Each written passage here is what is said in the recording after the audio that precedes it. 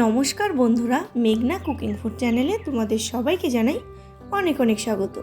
তো আজ আমি চলে এলাম আবার একটা রান্নার ভিডিও নিয়ে। আর আজ আমি রান্না করতে চলেছি দেশি মুরগির ঝোল। তো এই রেসিপিটা একদম খুব সহজে রান্না করে নিতে পারবে। আর গুঁড়ো মশলা দিয়ে আর বাটা মশলা দুটো মিশিয়ে আজ আমি রান্নাটা করব। তো গুঁড়ো মশলা রান্না তো অনেকেই পছন্দ করে না, তো এরকমভাবে একবার রান্না করে খেয়ে দেখতে পারো। তো চলো ভিডিওটা শুরু করছি। তো প্রথমে আমি উনুনে একটা কড়াই বসিয়ে দিয়েছি আর আগুনটাও ধরে নিয়েছি। তো এবারে দেখো কড়াইতে দিয়ে দিচ্ছি সর্ষের তেল। তো তেলটা গরম হয়ে গেছে, তেলের মধ্যে দিয়ে দিলাম আলু। ছোট ছোট আমি 3টে আলু নিয়েছি। তো আলুটা আমি খুব ভালোভাবে ভেজে নেব। তো দেখো উল্টে পাল্টে আলুটাকে খুব ভালো করে ভেজে নিচ্ছি।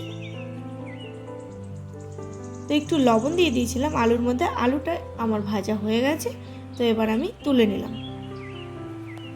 এবার দেখো তেলের মধ্যে দিয়ে দিলাম সাদা জিরেটা একটু ভাজা ভাজা হয়ে গেছে। এবার দিয়ে দিলাম আমি পেঁয়াজ কুচি। এখানে আমি দুটো বড় বড় পেঁয়াজ কুচি করে নিয়েছি। তো পেঁয়াজটা আমি একটু ভাজা করে নেব লাল লাল করে। তো দেখো বন্ধুরা, এরই মধ্যে আমার পেঁয়াজটা একটু লাল লাল করে ভাজা হয়ে গেছে। আর দিয়ে দিলাম আমি একটা বড় সাইজের টমেটো কুচি। তো এবারে আমি টমেটো আর পেঁয়াজ একটু কষিয়ে নেব। দেখো টমেটো পেঁয়াজ একটু নরম হয়ে এসেছে। তো পেঁয়াজটা তো আগেই ভাজা হয়েছিল। আর আমি এখানে দিয়ে দিলাম বাটা মশলা।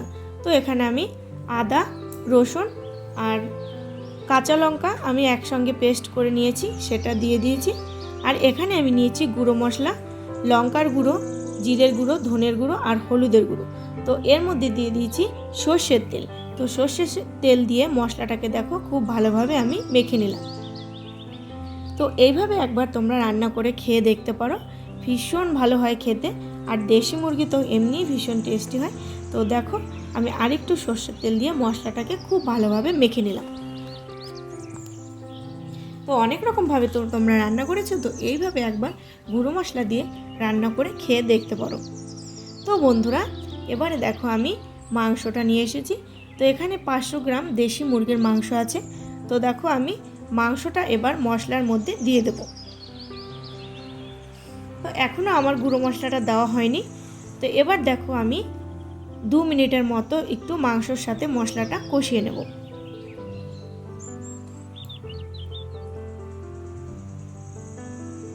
আর এমনি দেশি মুরগি কিন্তু একটু সময় নিয়ে রান্না করতে হবে। তো এবারে দেখো বন্ধুরা, আমি যে মশলাটাকে আমি সর্ষের তেল মেখে রেখেছিলাম সেই মশলাটা এবার দিয়ে দিলাম। এবার মশলাটা দিয়ে খুব ভালোভাবে মাংসটাকে নেড়ে চেড়ে নিচ্ছি। তো মাংসটাকে খুব ভালোভাবে নেড়ে চেড়ে নিয়ে দেখো আমি এবার ঢাকনা চাপা দিয়ে মাংসটা খুব ভালোভাবে কষিয়ে নেব। মাংসটা কিন্তু অনেকক্ষণ টাইম নিয়ে খুব হালকা মিডিয়াম আঁচে মাংসটাকে কষাতে হবে। দেখো এবার আমি ঢাকনা চাপা দিয়ে দিলাম। তো 5 মিনিট আমি ঢাকনা চাপা দিয়ে রেখেছি। আর দেখো এবার আমি ঢাকনাটা খুলে নিয়ে একটু নেড়ে চেড়ে আবার আমি ঢাকনা চাপা দিয়ে আরও 5 মিনিট এভাবে রেখে দেব। দেখো এবার ঢাকনাটা তুলে নিচ্ছি।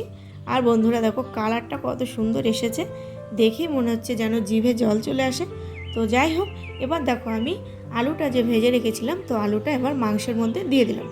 এবারে আমি আরেকটু খুব ভালোভাবে ঢাকনা খোলা অবস্থায় কষিয়ে নেব। দেখো মাংসটা আমার খুব ভালোভাবে কষানো হয়ে গেছে।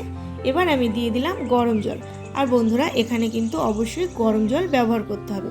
তো গরম জলটা দিয়ে দেখো খুব ভালো করে মাংসের সাথে মিশিয়ে নিয়ে এবার আমি আবার ঢাকনা চাপা দিয়ে মাংসটাকে খুব ভালোভাবে সেদ্ধ করে নেব। আর মাংসটা কিন্তু সেদ্ধ করতে একটু টাইম লাগবে। তো প্রেশার কুকারে আমি কোনো রকম রান্না করছি না, তো এইভাবে আমি ঢাকনা চাপা দিয়ে দিয়ে রান্না করব।